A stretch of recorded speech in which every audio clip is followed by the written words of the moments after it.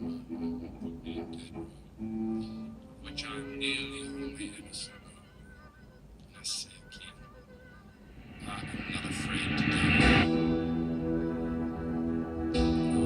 die. Hey everybody, happy Monday. We'll start off with some Mercy Seat from Nick Cave. It's fitting for the topic that we're talking about here. And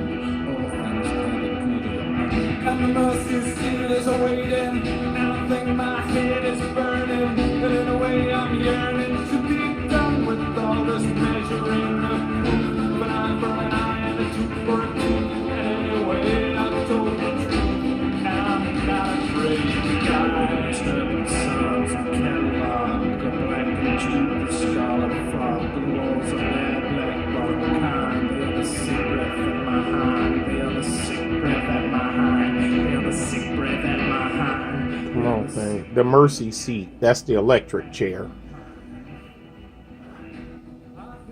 The mantra here lately has also been about, now, let me preface, no one is saying that there's not been people of color that's been wrongfully imprisoned. There's a whole bunch of people that's been wrongfully imprisoned, black, white, and otherwise. People going to jail for murders they didn't commit and rapes that didn't get done.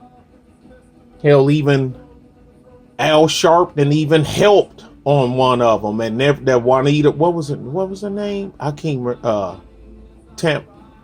remember her name. Tawana Brawley, and he never apologized for it. You know, because man, rape is a serious accusation. Serious accusation. But anyway, this was to some people was making the statement that if you rich, you can get out of stuff. Well, it all depends. Sometime yes, sometime no. Now, people say that O.J. Simpson got off because he had money to pay for the representation that he had. This, you know, this could be partially true or not. But I'm going to give you some people that had way more money, than OJ, and that money could not keep them out of jail. Okay?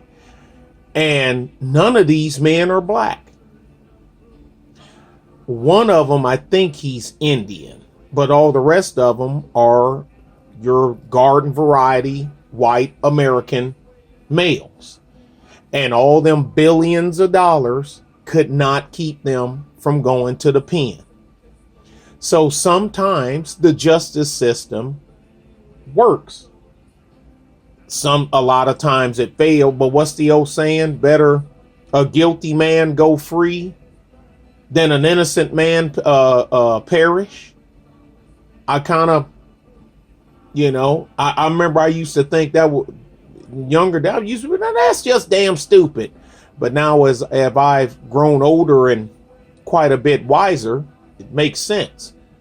I'd rather, now I'm quite sure the person that the guilt was, that was the victim of the crime probably won't share that sentiment in that particular case, but I digress. I'm going off on a tangent. Let's get going here. Alan Stanford, okay? You're looking at him. Man, look at them two sisters. Got him going there, especially that one on the right. Hey.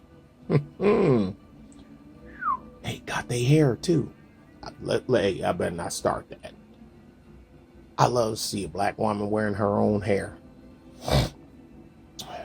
Alan Stanford, I think his first name is Robert, I think. Anyway, Alan Stanford He was facing up to life in prison. I know that. He was the chairman of the Stanford Financial Group, and he was indicted on 21 counts for $7 billion in fraud. Charges include conspiracy to launder money, fraud, obstruction of justice. And I know he had his bond hearing here in Texas, over in Houston. That's where that's where he checked himself in at. Boy, that orange jumpsuit just fits him perfect, don't it? He was right behind somebody that was even bigger, Dennis Kozlowski. He's out. I think he wound up doing like 7 years, something like that. But they picked him up. He was the CEO of Tyco, and he was convicted in 2005 of grand larceny and conspiracy and fraud. And he was supposed to get like from 8 to 25, but he done like 7. I know when he was in the pen, he was in the same, I don't know, what do you call them? Like sections of the jail or the penitentiary. I'm quite sure there's a cell block, I guess. He was with Ja Rule and New York State Comptroller Alan Hevesi. They were in the same block. So I wonder if they made up any raps, or you can give them some money financial lines, how rappers love rapping about money. He gave it to Ja Rule. But he got found guilty of all but one charge. But he's out. But the thing is, people, when they get back out, they just go right back. No, they don't. They can't, because they can't get licensed. Won't nobody in their right mind pick them up, because they're toxic. You're toxic. You're radioactive. You either had, because once somebody say, man, I'm gonna hire Kozlowski to be the hedge fund manager over it, man, everybody, you running, because that's one thing about the financial world. If you are toxic, they will let you twist in the wind. They won't touch you. All right, here's Raj. I can't pronounce Raj's last name to save my neck. Rajaratnam. And he's in Massachusetts in the pen somewhere. He was the hedge fund manager and founder of the Galleon Group, which was a New York hedge fund company. And he was convicted of securities fraud and conspiracy like 7 years ago. And he was sentenced to 11 years. Okay. Yeah, they sentenced him to 11 years. So he's still in, because this was 2011, late 2011, early 2012, something like that. Y'all can look these folks up. But he's still in the pen. This is the famous guy here, everybody. He was the face of it. Even though he was one of the smaller ones, he got the most camera time for some odd reason. And I think, I can't prove it, but I think the reason he got so much face time is everybody was trying to link then President George W. Bush to Enron. Well, not George W. Bush, Dick Cheney, who don't know how to safely operate a shotgun during a bird hunt. Anyway, Jeffrey Skilling, he was the CEO of Enron. I remember watching the Enron TV commercials and whatnot. And they popped him for 24 years. And he had the big house. He had Inglewood in Colorado. Woo. Oh, he in the same pen Remember Blago? Remember the governor of Illinois, Rod Blagojevich Blago? That went to the pen for on corruption charges. Gee, a corrupt Democrat from Illinois. Who'd have thunk it? Who'd have thunk it? And he in the pen with him. And but Skilling was convicted on 19 counts. And that was insider trading, conspiracy, and fraud. I remember it was on the because I watch CNBC a lot. Used to watch it a lot. I don't watch. I still watch it, but not as much as I used to. And OAN, I watched them a lot. I know he was trying to get his. He was trying to get it overturned. But the U.S. Court of Appeals upheld the decision. So basically, being white and a billionaire did not save him either. How about that? And, you know, Enron, another thing, Texas. And now this is also one because he wouldn't shut up and stay off of TV. And he just fueled himself. He probably could have paid a gang of money and kept his butt out of jail. But he just let his balls get in the way. Bernie Madoff. And I know he had some pen, he in North Carolina somewhere. He was sent, now here the killer part with him. I guess it's a state thing. I guess it depends on where it's state, but these are federal charges, so it shouldn't matter what state you're in. Bernie was sentenced to 150 years. 150 years. If I was Bernie, I bet, why don't y'all just juice me now? Because number one, I'm an old man. Number two, I'm getting to the point of age where I'm going to be suffering medical stuff and whatnot. Why don't y'all just ice me now? I mean, damn. For that $65 billion Ponzi scheme, which was the largest in recorded American history, through the Madoff Investment Securities LLC. But I know he got all the regular laundry list: fraud, perjury, money laundering, you know.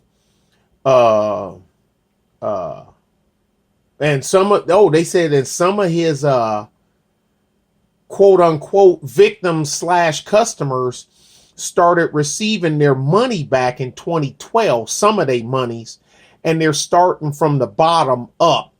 So I guess the smaller you were, you're getting your money back first compared to the big giant, you know, people. I don't know if that's right or wrong. I don't know. Maybe that's the way it's supposed to be. It's in the fine print. I don't know. Keep rolling. Joseph Nacio. He served six years. Remember Quest Communications, y'all? Ride the light. I remember that commercial too. During the Super Bowl, if I'm not mistaken. Ride the light. And he was convicted of insider trading. I think he's out already. He is out. He's out. I had to double check, but I think he's out. I know he tried to get appeal. Well, he went up for appeal and he failed, and he couldn't. They upheld it, and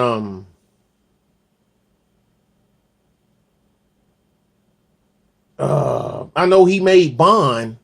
Oh, come on, brain. Man, my brain ain't working today. I think his bond was like his bond was in the millions, but he couldn't beat the rap. He couldn't beat it.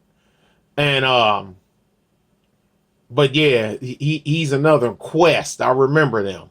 Now, this is another one. This one falls through the cracks. Everybody forget about him until they see his picture. Bernie Ebbers, because you say the name Bernie Ebbers and people go, who the hell is Bernie Ebbers? Then you show them the picture. Yeah, I remember seeing his face. Yeah, He's serving 25 years at Oakdale in Louisiana. Remember WorldCom?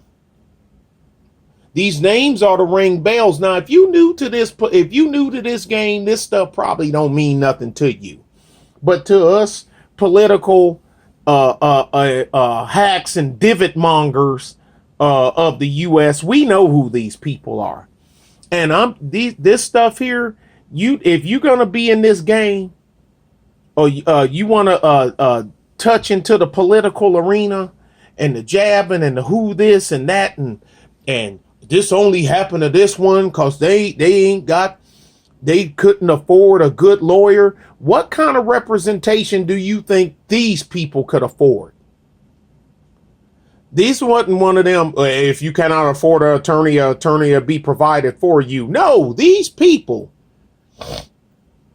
they got the best attorneys money could buy, and it still couldn't keep them out of jail.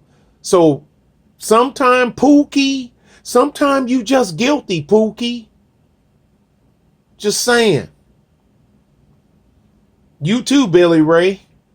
But he's 25 years in Oakdale for securities fraud and filing false documents with the FCC after his involvement in an $11 billion fraud case. Man, you done filed false documents with the FCC.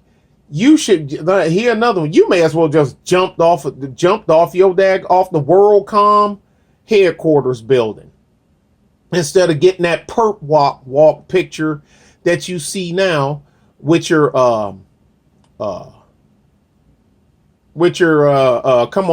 Calvin Klein suit and your Lord and Taylor tie and your needlepoint shirt. That's a nice shirt. That's a real nice shirt. I like that shirt. I wonder if those are real pearl inlays. Wait a minute. What am I talking about? This Bernie Ebbers. Of course that's real pearl inlays. But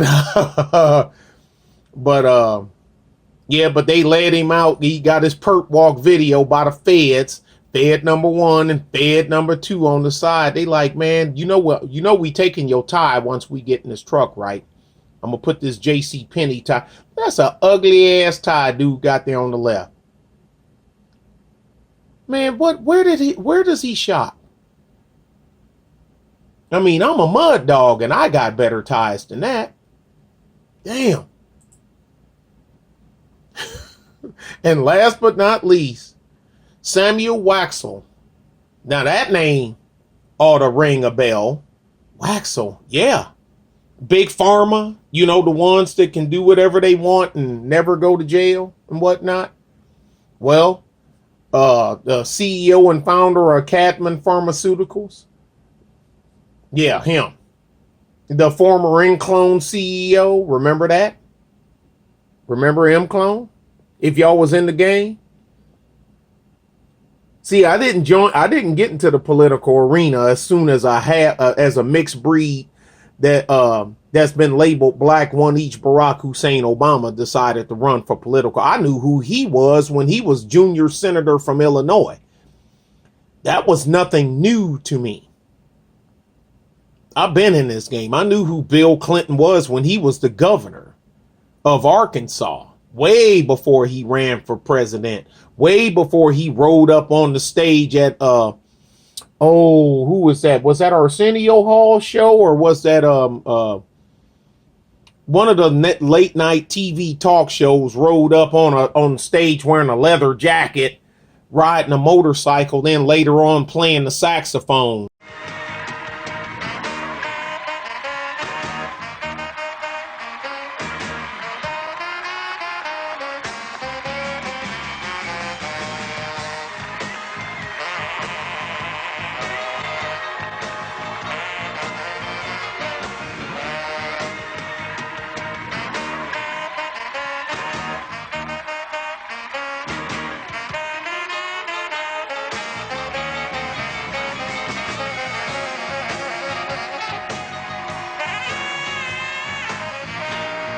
and that's the closest thing to a black president y'all gonna got. And they might still be right, even barring one each Barack Hussein. Anyway, I'm all off in the ditch.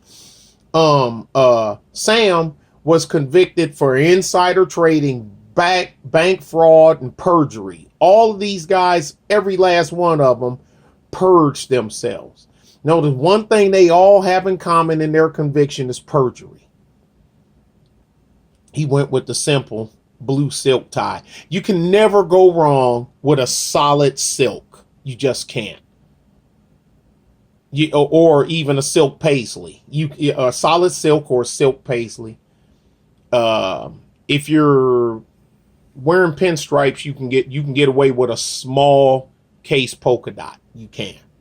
But you gotta have that. But the polka dot, that's a sign. But we ain't gonna get into all that. But anyway, he got 5 years. He got a little over 5 years.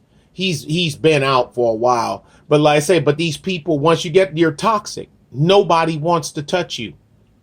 Nobody wants anything to do with you. Anything you do is going to have to be done on the down low, or you're going to have some of that coin, because trust me, while you were locked up, they're rambling through everything you got. And that old buried money in a mason jar or in a tomb in the backyard, that's all good and fine, because they probably dug up your damn yard while you was in the pen. Your mansions is gone. Somebody else done bought it.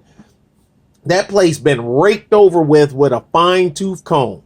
And even if you do manage to skirt some of that money away, they watching you. I don't care who's in the White House, half black, all white, male, female, Republican, Democrat, or independent. The feds is watching you. They watching you. And as soon as you drop a dime on the pavement, they there to watch you pick it up. And they probably gonna take the dime from you and hand you 3 pennies and put the dime in their pocket and turn around and walk off. So there you go. If you white and you rich, you can stay out of jail, because Whitey don't convict his own. Right? Right. Bye.